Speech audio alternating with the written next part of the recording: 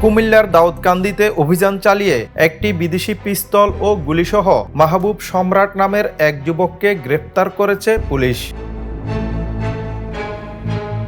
বুধবার সন্ধ্যায় গরিপুর পুলিশ তদন্ত কেন্দ্রে আয়োজিত এক সংবাদ সম্মেলনে এ তথ্য জানান সহকারী পুলিশ সুপার মোহাম্মদ ইব্রাহিম খলিল।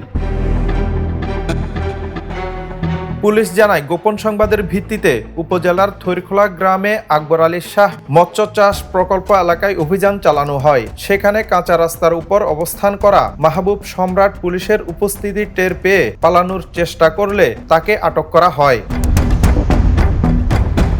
পরে তার দেহ তল্লাশি করে কোমর থেকে গুলিভর্তি ম্যাগাজিন সহ একটি বিদেশি পিস্তল উদ্ধার করা হয়। গ্রেপ্তার মাহবুব সম্রাট তিতাস উপজেলার সোলাকান্দি গ্রামের বাসিন্দা।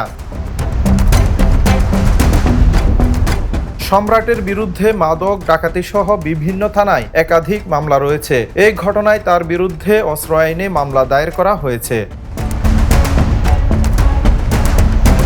Desk report, the news.